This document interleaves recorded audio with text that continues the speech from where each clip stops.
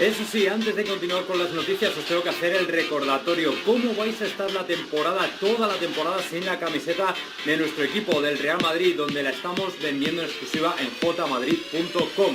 El enlace lo tenéis en la descripción y aquí lo bueno se viene precisamente en el precio. No vais a encontrar en el mercado ninguna camiseta del Real Madrid con la calidad oficial, con su etiqueta y que valga menos de 70 u 80 dólares. Por mucho menos de ese precio, junto con mi código de descuento del 15%, si introducís J, vais a obtener la camiseta de vuestro equipo con un espectacular precio, prácticamente imbatible en el mercado. Así que ya sabéis, id abajo al enlace en la descripción y clicad en jmadrid.com y como digo, no olvidéis el código de descuento para obtener un 15% sobre el precio. Así que ya sabéis, todos los madridistas, a conseguir la camiseta del equipo ya abajo en jmadrid.com.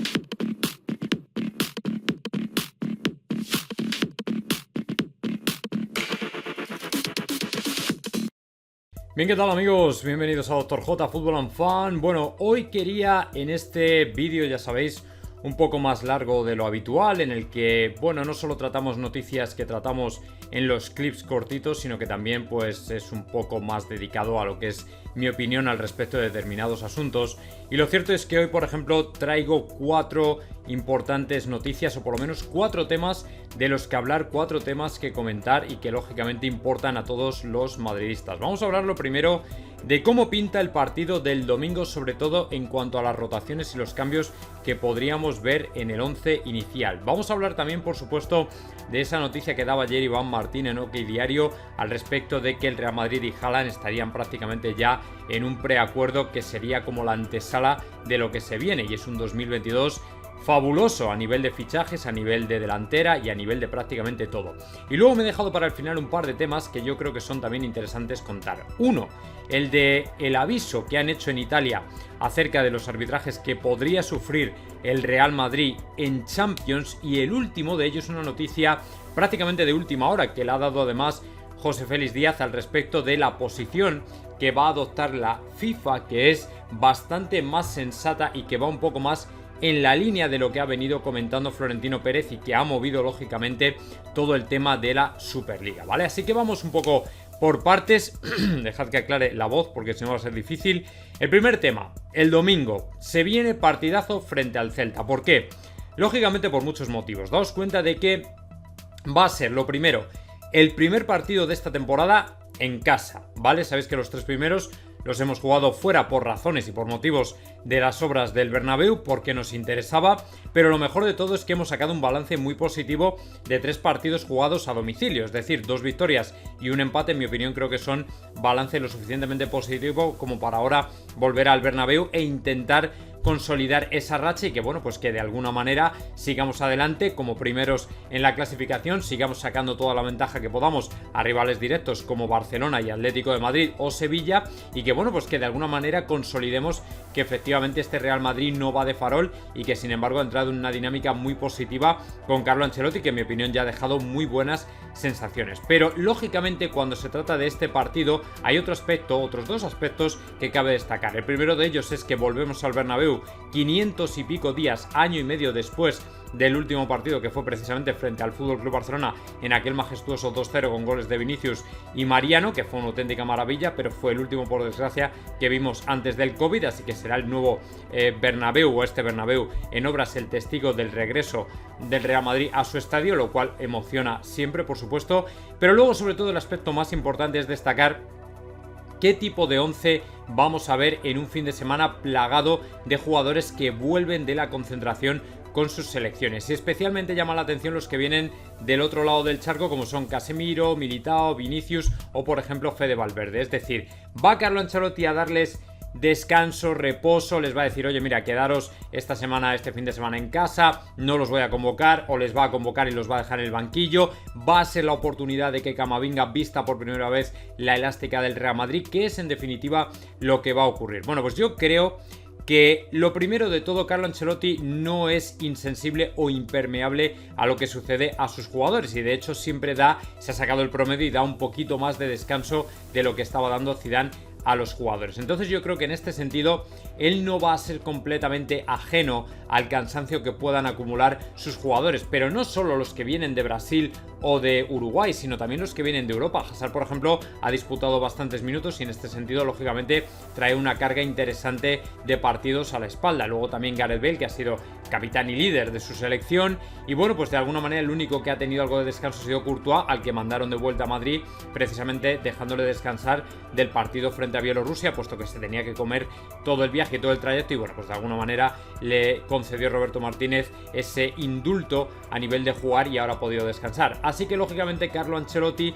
pues tiene una papeleta interesante, porque va a tener que dar descanso a los jugadores. Los que vienen de Brasil, de Sudamérica, creo que llegan mañana por la mañana o incluso podrían demorar su viaje hasta el sábado. Esto todavía no está claro, pero teniendo en cuenta que jugamos el domingo, es prácticamente imposible que Carlo Ancelotti los vaya a poner de titulares, y lógicamente suenan más, y a mí me parece bien porque es de alguna manera gestionar de una manera más inteligente a los jugadores por darle entrada desde el banquillo, es decir, que de momento pasen a ocupar el banco en los primeros minutos o la primera parte y luego, si acaso, pues darles entrada en la segunda parte, ¿no? Yo creo que eso sería lo más sensato y lo más plausible. Así que de esa manera, sí, la respuesta a si Camavinga puede debutar en el Bernabéu es sí. Es decir, para mí hay una opción muy grande y muy seria de que veamos al joven jugador francés por primera vez vistiendo la elástica del Real Madrid, y además como titular. O sea, me puedo equivocar, pero yo creo que ahora mismo todas las circunstancias invitan a pensar a que Camavinga muy probablemente pueda estar ocupando uno de los lugares de los titulares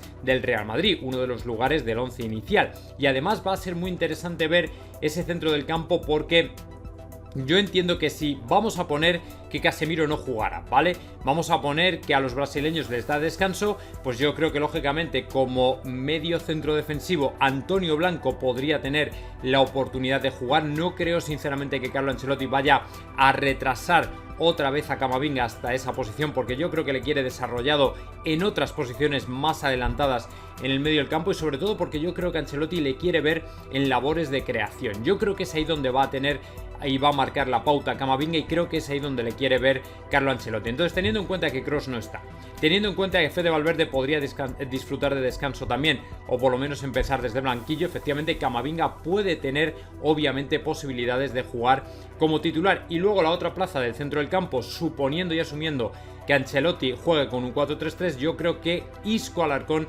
sería el máximo candidato a disputar esa plaza. ¿Por qué? Básicamente porque no tiene razón para forzar a Modric a volver, a pesar de que está recuperado. Yo creo que Modric puede descansar, o por lo menos darle descanso de inicio y de entrada, y no machacarle y forzarle ya desde los primeros momentos, con lo cual puedes tener a Isco, que está en una forma bastante aceptable, Isco Alarcón con Camavinga y luego Antonio Blanco por detrás. Sería desde luego un centro del campo absolutamente inédito, no exento, es cierto, de ciertos riesgos, eso también es verdad, pero en mi opinión creo que es un centro del campo que te puede resolver la papeleta de manera muy interesante, ¿vale? Entonces, en ese sentido, yo creo que Camavinga sí que tiene posibilidades de debutar con el Real Madrid. Y luego en el ataque, pues si no está Vinicius, yo creo que estará Hazard, que ha demostrado que está ahora mismo entrando en una dinámica bastante positiva.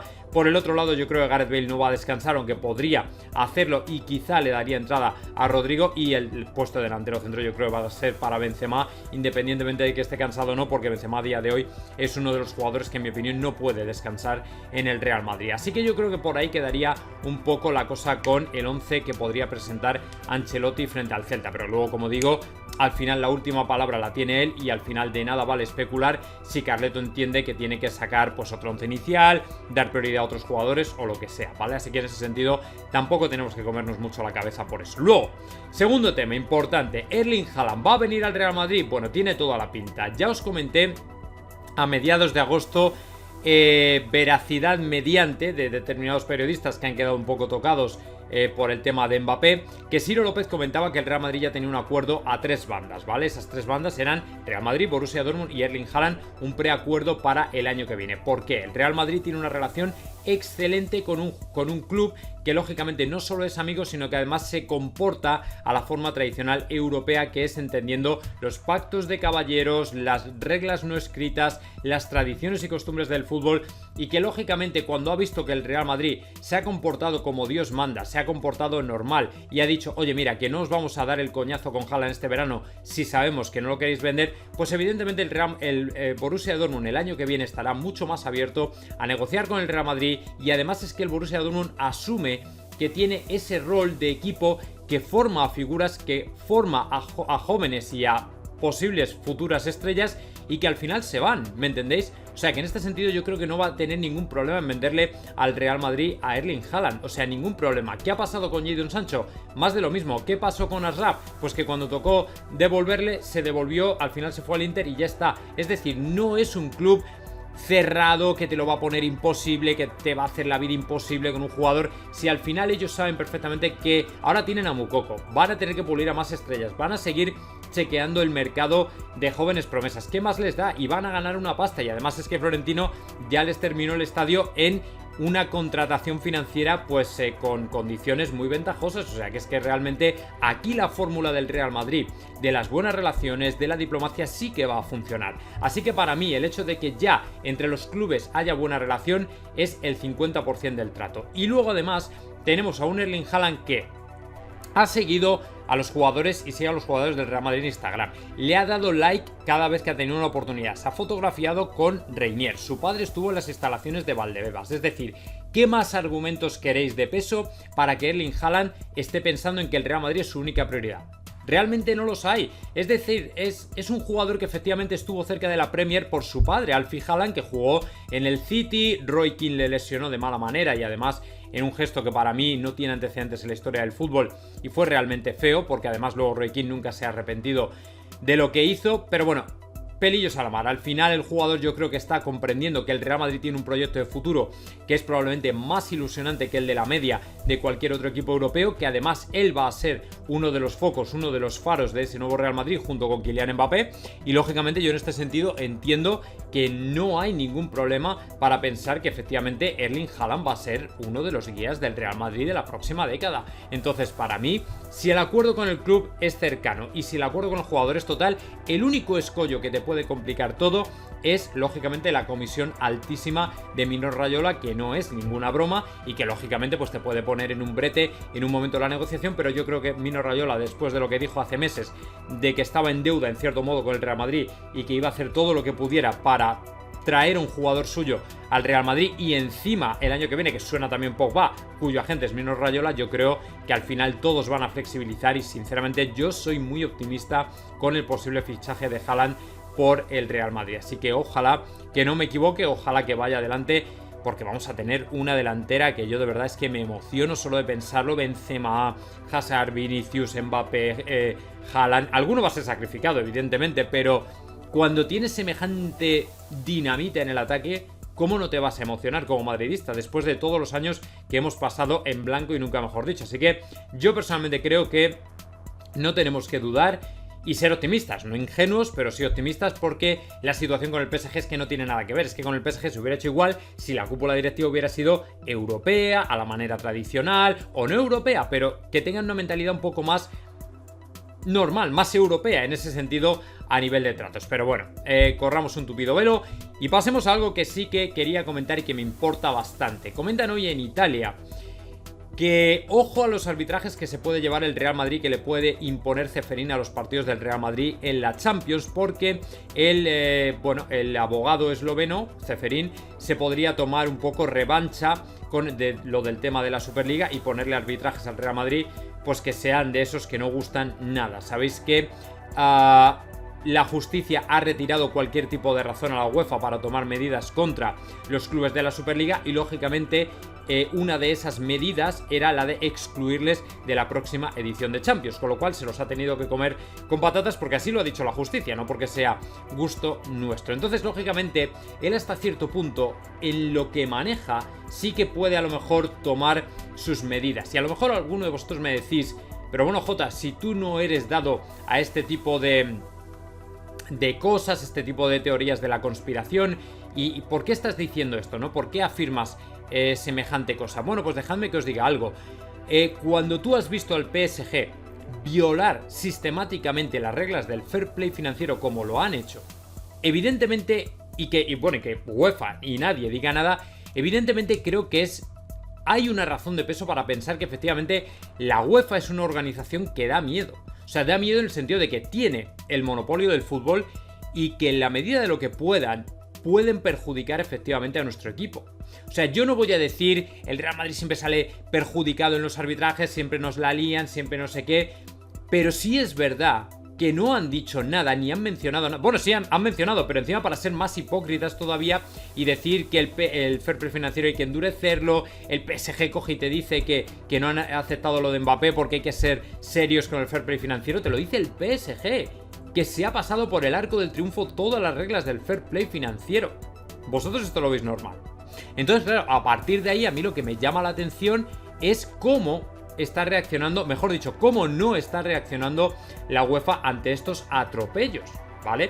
Así que claro, a partir de ahí lo que uno piensa es, hostias, esta gente nos la puede liar realmente con los arbitrajes en la Champions. O sea, realmente lo pueden hacer. Así que bueno, yo confío en que el equipo esté lógicamente a la altura.